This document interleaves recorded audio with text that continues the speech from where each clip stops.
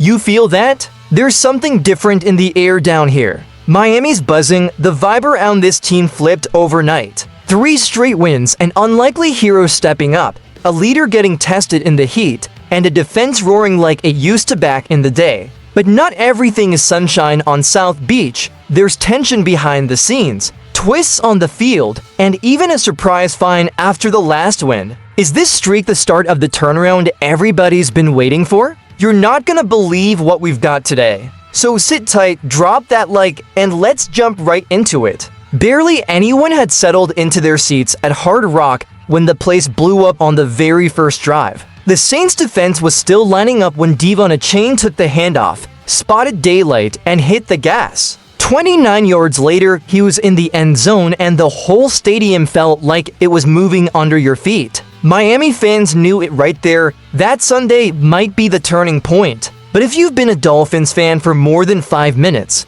you know nothing ever comes easy. The building was electric, but Tua Tagovailoa's inconsistency took over fast. A couple high throws, rushed reads, and that interception that sucked the air out of the stadium. It felt like the whole game was hanging by a thread. But every stumble from the offense got patched by Riley Patterson, who drilled for field goals like he wasn't even sweating. Every kick felt like a deep exhale for the entire fan base. And heading into halftime up 16-0, it looked like we were cruising. But football loves to play with your emotions. The second half brought back that old Miami habit of relaxing too early. Saints rookie Tyler Shaw started slinging it, hit Chris Olave in the end zone, and suddenly the energy shifted. The lead shrunk, nerves kicked in, and Hard Rock went dead quiet. When the score hit 16-8, people were trading those looks that say this could get ugly fast. This is when you really saw who's built for the moment. Even on an off day, Tua stayed calm, avoided unnecessary risks, and leaned on the run game. Achane kept carving up yards like the turf owed him money. And when Patterson buried the 33-yarder to push it to 19-8,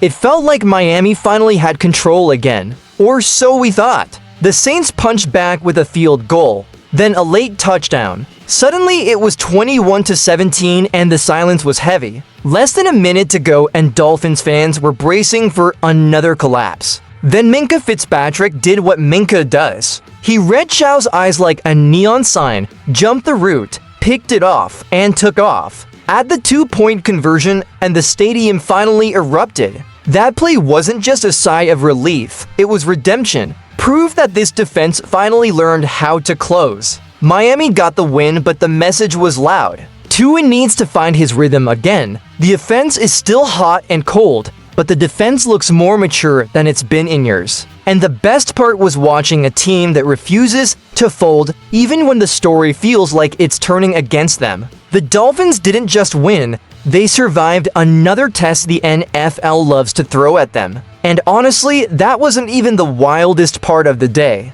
While fans were still celebrating, a cloud hung over Tua and it wasn't small. Anyone watching felt how close that game came to slipping right out of Miami's hands, especially since people expected a blowout against a beat-up Saints squad. Instead of a victory lap, we got drama. And when you looked at the offense, you saw the reflection of Tua himself, under pressure, picked apart by critics, still refusing to run from accountability. Halftime felt like vacation mode. Up 16-0, defense playing like a brick wall, fans already joking with their buddies and sending Dolphin memes in the group chat. But the second half exposed the same ghosts that keep haunting this offense. Early drives went nowhere, routes were off, Saints blitzes came free, and every hit on Tua made people sink deeper into their seats. The tension built with every sloppy snap. It wasn't just the scoreboard, it was that familiar dread of the script repeating itself. And when Tua floated that ball straight into double coverage,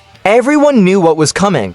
Picked off. And the worst part, it came right after a turnover forced by the defense, the exact moment Miami should have put the game away. The stands didn't just go quiet, they went Dolphins quiet. That special kind of silence our fan base knows too well. But this is where Tua showed something we haven't always seen. Instead of pointing fingers, he stood in front of the cameras and owned it. Starts with me, with how I distribute the ball, with how I manage the game. That hits differently. Teammates respect it. Fans respect it. You don't hear that kind of accountability from every quarterback. Nobody can deny the pressure he faced. For Sack's constant pocket collapse, and he kept getting up. Miami held on through sheer grit, but the offensive stall late in the game changed the entire mood. That clock felt like it was ticking backward. Looking ahead, there's zero room for cruising. The win lifts the vibe, but it shows exactly what still needs fixing. And Tua, surrounded by doubters and heavy expectations,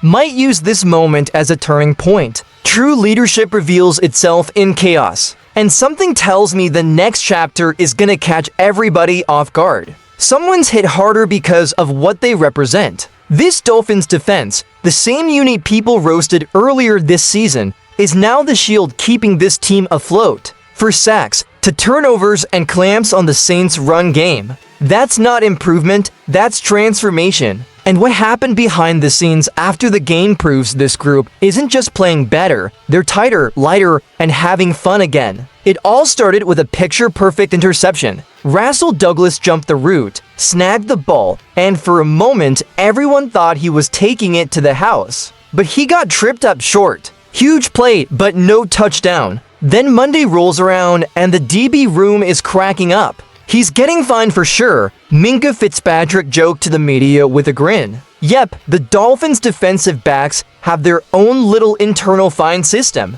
Just for fun. According to Minkah, if you pick it off and don't score, you owe the room. The amount is still up for debate, according to the Miami Herald, but the price? That's already paid. This is what a connected team looks like. A defense that's confident and enjoying every snap. The chemistry in the secondary is obvious. Fitzpatrick is back commanding the deep field, Melifonwu and Jack Jones are leveling up weekly, and Douglas finally looks like he belongs in aqua and orange. In the last 5 games, for opponents have been held under 17 points. That consistency changes everything. When the defense sets the offense up with good field position, Tua doesn't have to force hero ball. When turnovers come, drives get smoother. That's how winning streaks start. And seeing the mix of discipline and humor in that room says this group is in a healthy place. A month ago, they were getting slammed for blown coverages. Now they're the backbone of this team. And let's be real,